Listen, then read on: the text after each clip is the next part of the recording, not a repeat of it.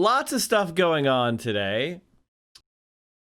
Let's start it off with the story that really pissed me off the most, which is a cop just kind of running over people in Tacoma, Washington, because they were protesting. And I want you to understand something really clear about this. The way the media works, especially local media, is they don't give a shit. And then let's read the, actually, I'm going to reverse it. I'm going to read the article, and then we're going to go back and look at the video and tell me if the media are telling the truth about this incident. Remember, they have the access to the video that you do. Tacoma police officer drives SUV into group of pedestrians. A Tacoma police officer drove through a group of pedestrians Saturday night, and videos being shared on social media shows people falling to the ground as the police SUV speeds through the crowd. The videos show the SUV run over a person as onlookers scream. Police spokesman Wendy Hodlow told the newspaper the crowd had gathered at South 9th Street between Court A and Pacific Avenue for street racing. And then after police officer used his bullhorn to address people began pounding on the SUV windows. The officer drove away because he feared for his safety, Haddo said. Police spokesman Wendy Haddo told the newspaper the crowd had gathered at South 9th Street between Court A and Pacific Avenue for street racing, and that after the police officer used his bullhorn to address people began pounding on the SUV windows. The officer drove away because he feared for his safety. Now, let's watch the video now. The Seattle Times literally just repeated what the excuse the cop made as if it was true. No interview with anybody at the scene. Not one person who was affected was interviewed. Just the police spokesman was put in. According to police, the only person that this local reporter talked to was the cops. Which means they never even left their house. They sat on their ass and they did one phone call to the cop spokesperson and they printed the article. Literal propaganda. 100% zero effort. This is local news now. Let's watch it. Here you go. We lead the newscast with breaking news, a chaotic scene in Tacoma where police responded to street racers. Savage and then a police Goon, cruiser hit someone in the crowd. Our Tony Black is live in Tacoma. So, Tony, what happened? Okay, they say street racing. Is that even true, or was it just donuts? Yeah, good evening to you, Vanessa. There's still a large police presence out here in this area. We got an update from the Tacoma Police about an hour ago. The bottom line is that a Tacoma police officer in his vehicle ran over a crowd of people on these Tacoma streets here tonight. Now, as for what happened earlier tonight, there was a large crowd on the corner of 9th and Pacific Avenue here in Tacoma. Reports of them doing some street racing and some donuts. You can see through social media video that we got as well, that doing donuts and other moves. By 6:45, Tacoma police were called with reports of hundreds of people and cars in the intersection, and that is when things changed dramatically, according to witnesses and videos. And we want to warn you, what you are about to see is graphic. So we have blurred the video as it is graphic, but you'll be able to see a Tacoma police vehicle roll over this crowd of— Wow, man, looks like he's being mobbed. He's being mobbed. Street racing equals doing some donuts. Listen, doing the donuts, that's probably obnoxious for people who live on the street, right? Maybe we walk and go and say, hey, don't do that. Maybe the person gets a little fine, slap on the wrist. Instead, let's run over some fucking people? People in particular, one person in particular, you see right under the tires. What's happening? There's no one there! Front and rear tires. It is not clear why they were on the ground or why they were around the car there, but we spoke to two witnesses who said it was absolutely clear that an officer had ran over someone. About the time I turned the camera and noticed what was going on, you could see him kind of lift up on his front, go over, you know, on his front tires, and then kind of figured he was going to stop, and then he just kept going, saw his back tires go over him, and you could see the person under the car actually turn from the tire going over towards the back. Now, tonight, the interim police chief sent this statement saying that he is concerned about their department experiencing another use of deadly force incident, sending his thoughts to anyone who was injured in tonight's event, and is committed to our department's full cooperation in the independent investigation and to assess the actions of the department's response during the incident. Now, again, that police presence is still here, and they will be out here for some time. So we are waiting. We're waiting. Noted in the police presence that they did not have any information about the possible victims so far in this case. Vanessa? So, Tony, the video is hard to watch, but it doesn't give the entire picture of what happened. So was there any indication that the police officer behind the wheel felt threatened at all? In the press release from Tacoma Police, they did say that the officer felt fearful for his life and was unable to back. Okay, this is actually just... So when they say the officer feels fearful for his life, this is the standard we have created, the legal standard in America.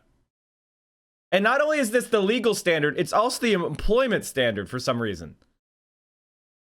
Can I just say there's a distinction between what you should be prosecuted for and what you could be fired for? Like, if I go on social media and put a bunch of N-words all over it and start spouting racist shit, Twitch can ban me, but I will not be arrested. Twitter can ban me, but I will not be arrested. See how there's a distinction between, like, employment sanction and social opprobrium versus getting arrested? Well, cops now have a standard of, I felt scared, so I could kill people and keep my job. And feeling threatened is subjective, not objective. Anyone can feel threatened. You could feel threatened by my tomato soup. And you could have that as a real subjective experience that you have. But that doesn't mean it's actually threatening you. You know, there's an objective element of that. Like, what would a reasonable person believe about the situation they're in? Or even better, what would a reasonable, trained police officer believe? Back up, you see in some of the videos that are posted on social media, there's a large crowd of people around him, and then the officer just accelerates forward. Now, I did ask the two witnesses after that release came out if they felt from what they saw that the officer was in a position where he really had no other option. They said that the officer was in an extraordinary situation. However, he is in a line of work where he's trained to handle it. They believe that he could have inched forward until the crowd dispersed. But he sped forward initially when the wheels drove over the pedestrian, then slowly drove over him with the back wheels. It appears he was too focused on the pursuit, made a mistake, but then committed to his mistake and tried to continue the pursuit. So that is from the witnesses that you just heard from on our story here a little bit earlier, but they have their take, and we will obviously give you the latest information as it comes. But for now, here in Tacoma, I'm Tony Black, King 5 News. Man, he needed to pursue the guy for doing donuts. So what actually, oh yeah, this is obvious. This is as blatant as it gets. This is as blatant as it gets. So what happens is the cop comes into the street. There's a bunch of people there. And they just stand in front of the cop car. He's mad. He's roid raged. He's roid raged out of his fucking mind. Like by the way, this is one of the most common and well-known facts of life in law enforcement, is that the majority of cops are illegally abusing anabolic steroids. And it's been true for well over 20 years. So when you use anabolic steroids, one of the side effects is rage issues. Let me ask you, I want this guy tested immediately for anabolic steroids. And I think that would pretty much explain his immediate rage. They're not respecting me. They're not complying.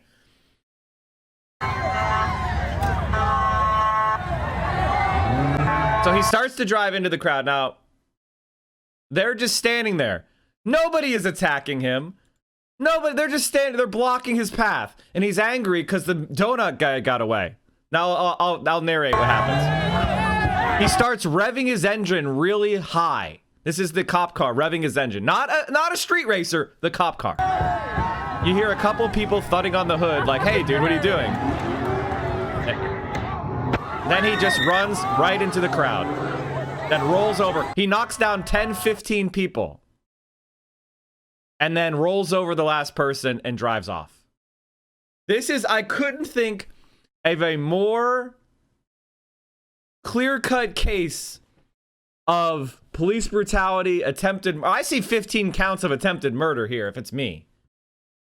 Because this is absurd.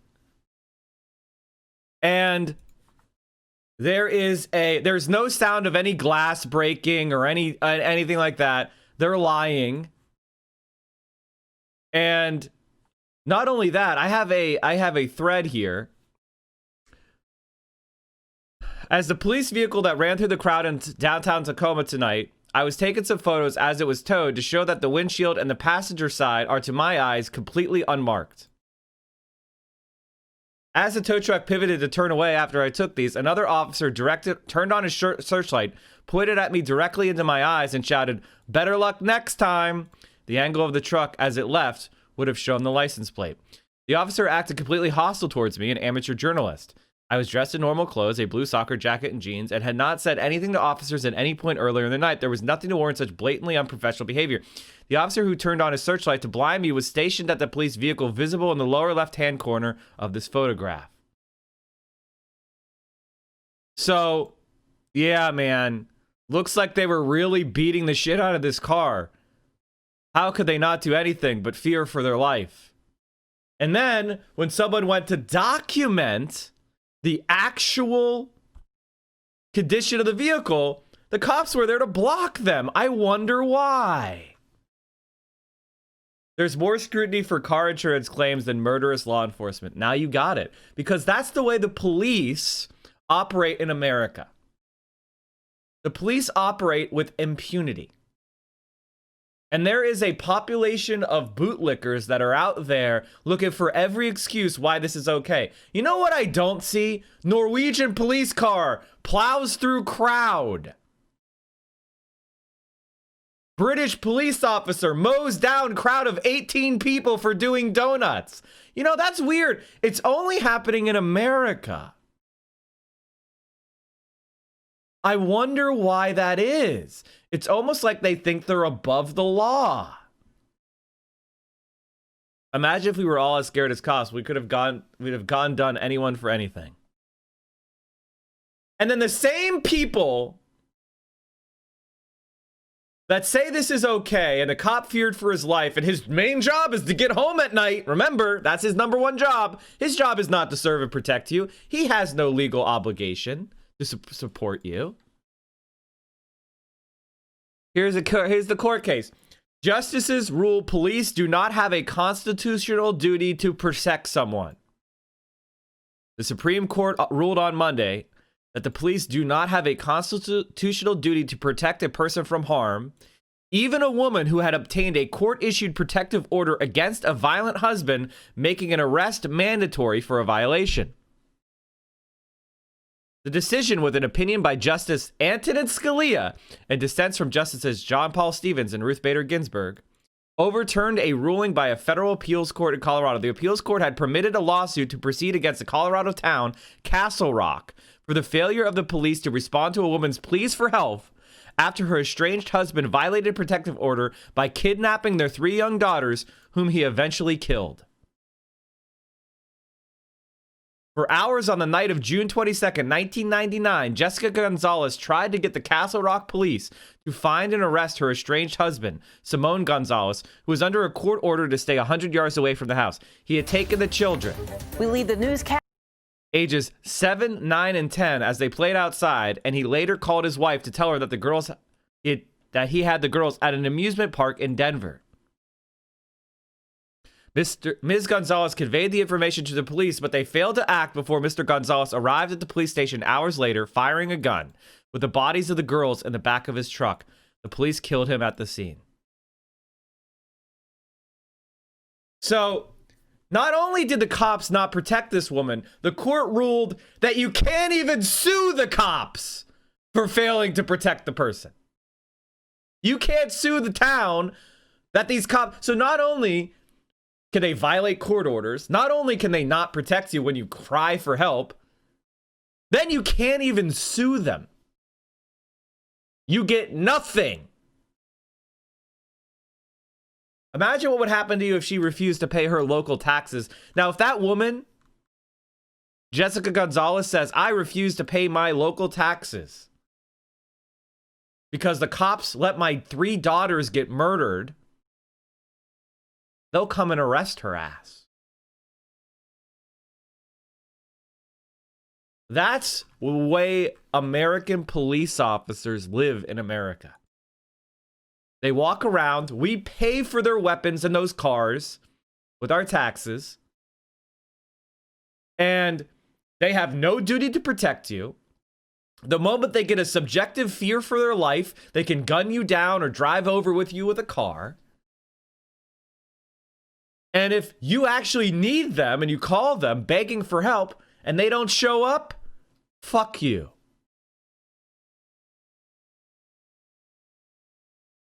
That's the state of American policing. Whatever you think about American cops, you're underestimating their violence, their unprofessionalism, the criminality and corruption of American police. No matter how bad you think they are, you aren't even close. For Europeans, it's incomprehensible. American police since 2008 have killed well over 70,000 Americans. The equivalent in the UK is around 50. America is about 4 or 5 times the population of the UK. This is the numbers, this is the reality that Americans just look past. It's the same thing with coronavirus, right? 400,000 plus people have dead and counting. And people are walking around like it's no big fucking deal, refusing to wear a mask. That's more people than died in all American civilian and military in World War II. And we've got at least another 200,000 Americans to go. We all know the far right has infiltrated the police force. I wonder, should we push to have more lefties join to change the culture? We need a legislative government action. I'm sorry, folks. These are the numbers. This is the reality. And it's tough. It's tough to take, but this is the truth. We've got to do something about it. It's not going to get better on its own, okay? It's not going to change on its own. We're not suddenly just one day going to have better cops unless we do something about it. The U.S. ranks next to Sudan in police deaths per capita. Sudan. That's exactly right. The police will just tear gas the legislature if the legislature tries to hold cops accountable. Well, I mean, thankfully for the cops. See, the thing about cops is they're actually not brave. They're cowardly. Like, there's a difference between military and police training. Now, I'm not saying the U.S. military is good, but part of the training of the U.S. military is a recognition of the possibility of personal sacrifice for the mission. Like, you may die to accomplish the mission. That is part of the training. Like, we recognize that in war, some people are going to die for the outcome that we want. For cops, no. They think of being a cop as a job. And it's not especially dangerous of a job. It's not even in the top 20, I don't think. Definitely not in the top 10. Whenever you wipe your ass, from now on, I want you to say, thank you, lumberjack. One of the most dangerous jobs in America for keeping my ass clean.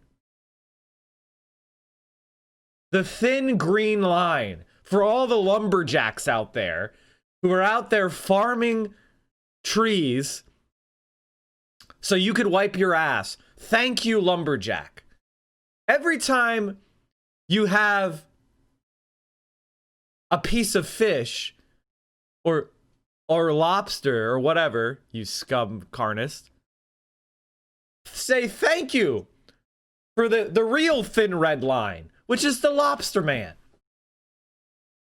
That's much more dangerous than being a cop.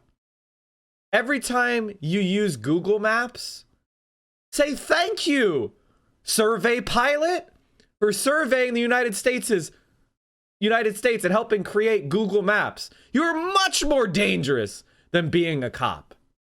And on every time it rains and your ass doesn't get wet, say thank you, roofer. You're way more dangerous than being a cop. Every time you drive by a bunch of guys out on a roof laying roof tile, stop, salute them, and say thank you for your service, and then drive off. Because that's about the threat. That's a much more dangerous job than any fucking cop. What's the source of the 70K number? I saw about 1K a year since 2007, but I think that's the FBI tally. Is there a less biased source? One of my favorite sources, the FBI is not required to collect every single police killing. All right. There is a more complete collection of police fatalities actually on Wikipedia. There's a video that I've shown. Here's a visualization of the cops killed in the US versus UK. 2 weeks ago, on May 25th, 2020, George Floyd was killed by a police officer who kneeled on his neck for 8 minutes and 46 seconds. This tragedy is a glimpse into a larger, longer struggle with police brutality in the United States. In this video, I'm gonna try using data to paint a picture of the last 11 years of this struggle. Long ago, the United Kingdom and the United States used to be the same country. Today, they are different countries, with the population of the United States being roughly 5 times higher than the population of the United Kingdom. So, if the two countries had the same rates of police killings, then we would expect to see 5 times more police killings in the US than the UK. Is this what the data shows? Let's find out. Now remember, the UK is basically about as similar to the United States as you can imagine. It's a cosmopolitan, English-speaking, capitalist, representative democracy with a similar culture. They're about as same as they could possibly be. The only difference between them really is a few legislative differences.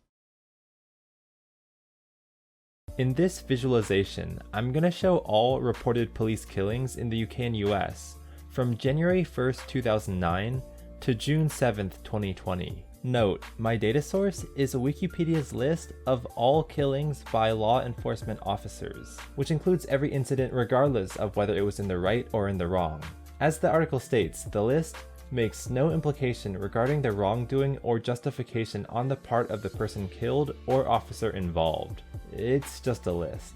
Despite that, I think this visualization can still paint a general picture of the police's overall effect on each country's population. Also, the Wikipedia list does have citations linking to reputable news articles describing each killing. For this visualization, I've scaled the UK's blue region to be exactly 1/5 the size of the US's red region. So if the two countries do face the same rates of police killings, we should see a similar density of marks throughout both regions. As you can see, that isn't the case. The y-axis measures age, which means younger victims show up lower and older victims show up higher. As you can see, many are of unknown age. Thirdly, white X's depict victims whose names are known, and gray X's depict victims whose names are not known. Deaths that were widely reported in the news, or were notable for other reasons, are shown in green, and have a picture attached to them. Anyway, that's all I have to say for now, so I'll let the visualization speak for itself.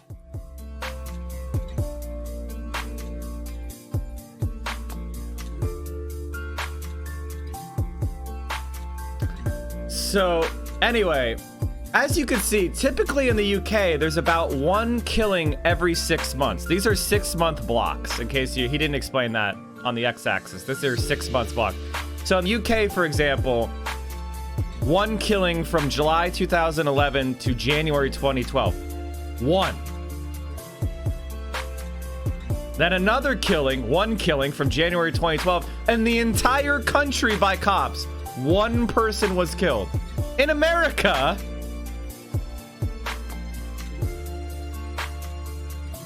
and we're talking about children here. Here's 15-year-olds.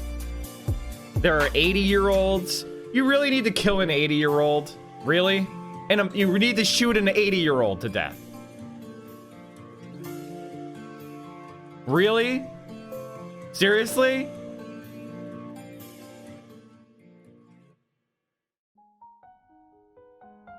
Here we have a full year. From July 2012 to July 2013, no police killings in the UK. None. Let's make that 18 months. From July 20... It's actually greater than that. From July 2012 to January 2014, no one was killed by the cops in the UK?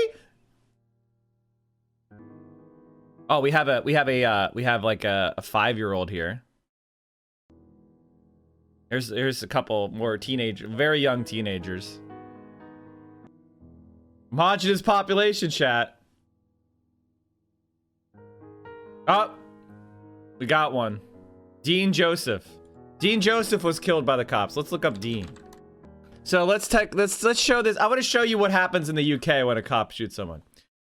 Police names withheld in Dean Joseph fatal shooting probe.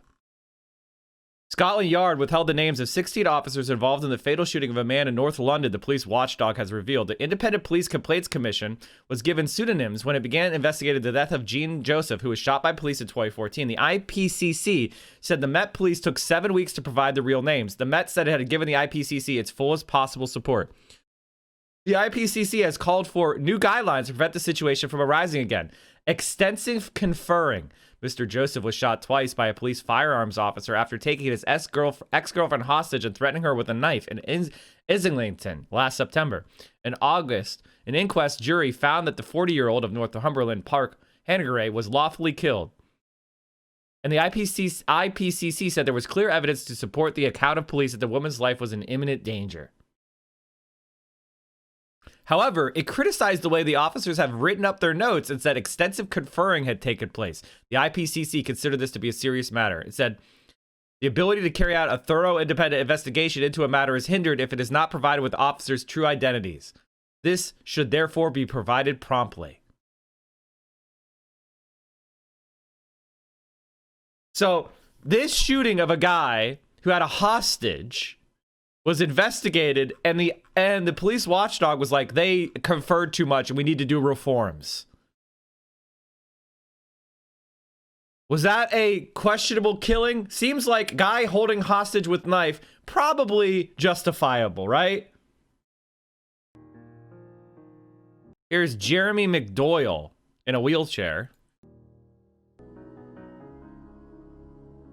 Okay, I want to show you the shooting of Jeremy McDoyle. Jeremy Bam Bam McDoyle was a 28-year-old African-American paraplegic who was shot and killed by police in Wilmington, Delaware on September 23, 2015 at 3 p.m. McDoyle was in a wheelchair at the time of the shooting. Police and bystanders have offered differing accounts of the event. On September 23, 2015, about 3 p.m., local police in Wilmington, Delaware responded to a 911 call about a man who had suffered a self-inflicted gunshot wound. The female caller told the dispatcher that a man had shot himself, so had the weapon and had fallen onto the ground but was moving back into his wheelchair. Police arrived and found Jeremy McDoyle sitting in his wheelchair. The incident escalated when police instructed McDoyle to raise his hands, followed by McDoyle being shot and killed by police. A report of the incident was compiled by the Attorney General of Delaware, Matt Dehn, in which it was announced the office had decided against criminal charges against the 4 Wilmington police officers involved. Though investigators conclude that one officer, Senior Corporal Joseph Deloes, showed extraordinarily poor police work. A federal judge approved the city's $1.5 million settlement with McDoyle's family.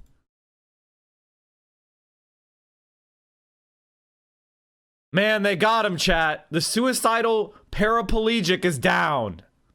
American policing, no charges. Wheelchair-bound man with self-inflicted gunshot wound, apparently. You got him, chat. Can you imagine living in a country where there's one person killed by cops every 6 months?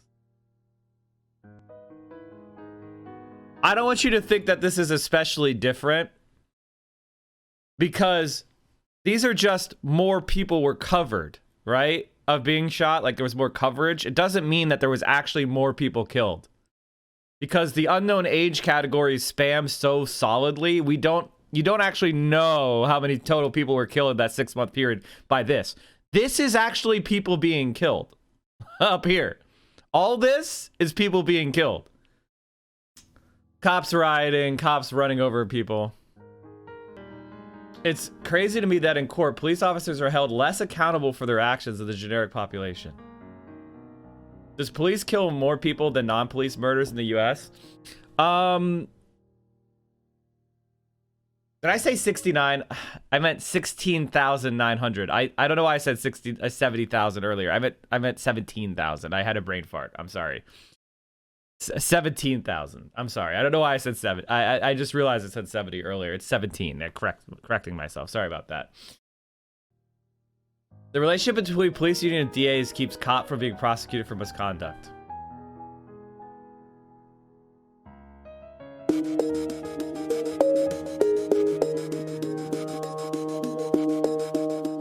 Sometimes police officers will violate the law when they make a false arrest, when they use excessive force, especially force that leads to death. The district attorney is supposed to be the one that is going to step in and hold police officers accountable for this criminal conduct. What happens is, because of the relationship that often police unions and district attorneys have, where police unions are giving large sums of money to support a district attorney candidate, you create not only the appearance of a conflict of interest, but you create what in many cases turns out to be a real conflict of interest.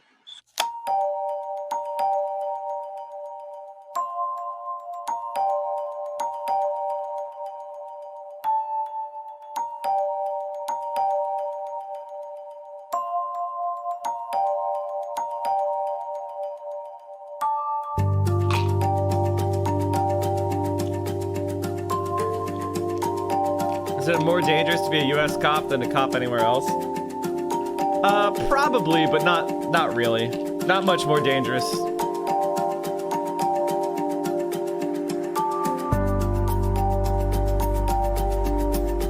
Brendan Glenn was a young African-American man. He was homeless. It was in 2015 in Venice Beach.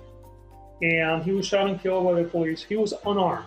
The chief of police actually, in a very unusual set of circumstances, asked the district attorney to file charges. And she not only didn't, but she went through this very convoluted thought process as to support her reason as to why the officers felt threatened. She had to go through such a level of mental gymnastics to get there that you have to question yourself, why was someone honestly looking at the law in a clear case where you have an unarmed person and you have the video, and clearly this person is not presenting a threat of death or a grave bodily injury, can be executed and no action can be taken. And then you have to take pause and say, well, what else is there? And the only thing that we can find is that the district attorney consistently gets a tremendous amount of support from police unions.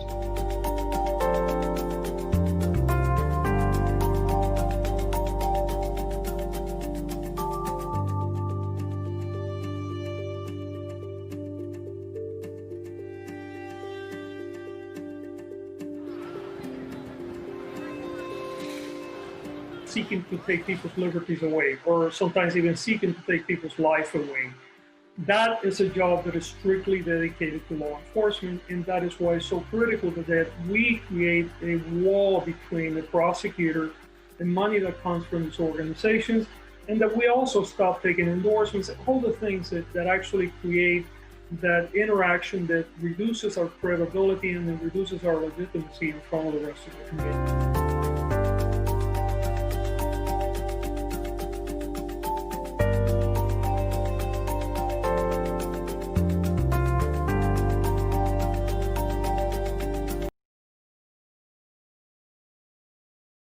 Well, if you want one piece of positive news.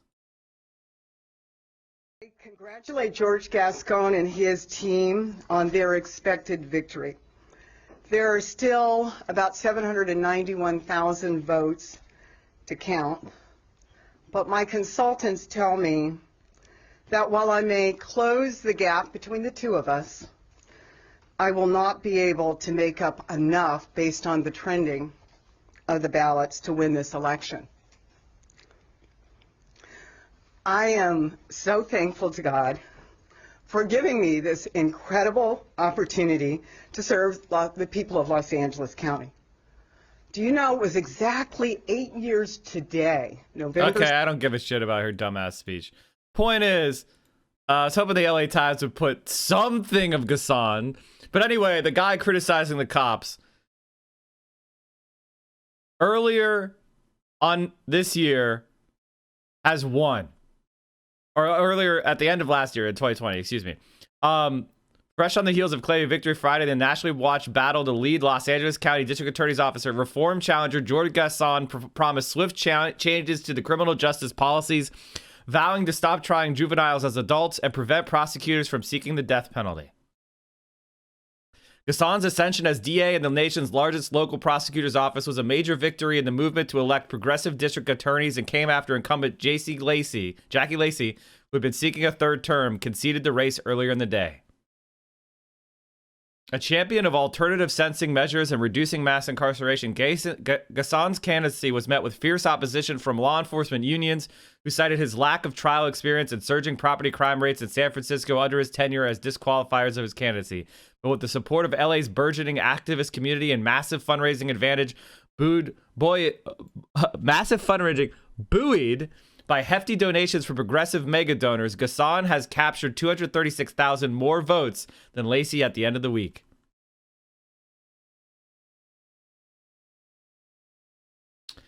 Ultimately, the wave was enough to topple Lacey, who had been criticized locally for declining to charge police officers in a number of shootings of unarmed men during her 8 years in office.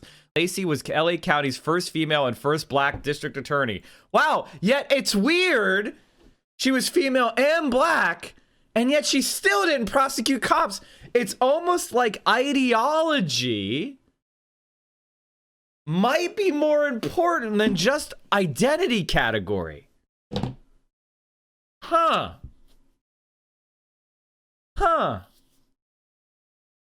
That's weird. I don't know. Let's not think about that too much. It's almost like Australia's police have killed 81 people from 2006-7 to 2016-7. When scaled to the population of the US, that is 1,067. Our police aren't as good as the UK's. Yeah, that's not good. The less punishment there is in society, the less crime there is. Why haven't we learned this? Obviously, lack of punishment does not mean lack of civil authority or lack of a system to prevent harms, right?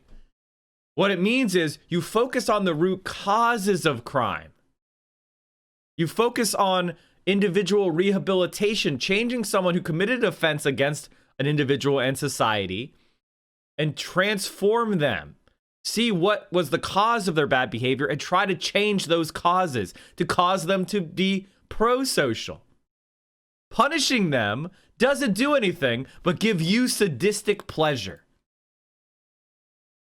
And all of you know, at least if you've talked to a right-winger, that sadism is a large element of their view of criminal justice.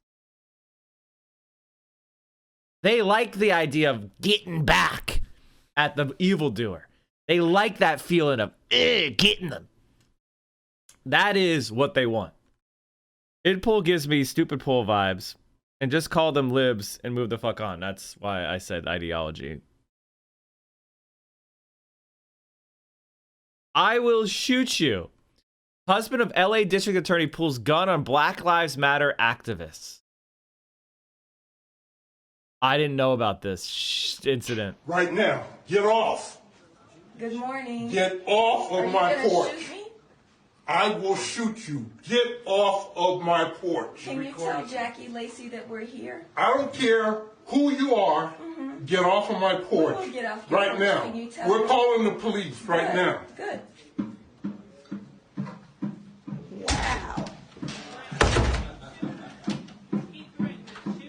He pulled a gun and pointed it at my chest. We're here for the community meeting, Jackie Lacey. Jackie Lacey, Maybe you'll shoot me in the back. Jackie Lacey will go. The incredible courage of those activists to just go, pointed a gun at me. I don't give a shit. Have you met a LA police PD officer? This is old hat for me.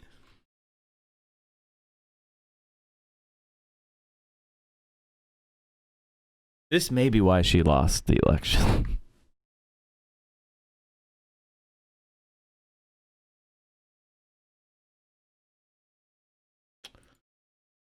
All right, so that's the Tacoma incident. We took an hour on that, but I just want to give you guys more of a context for why this shit is so dumb. We now have a YouTube channel, exclamation point, YouTube. Look how many new videos have been posted.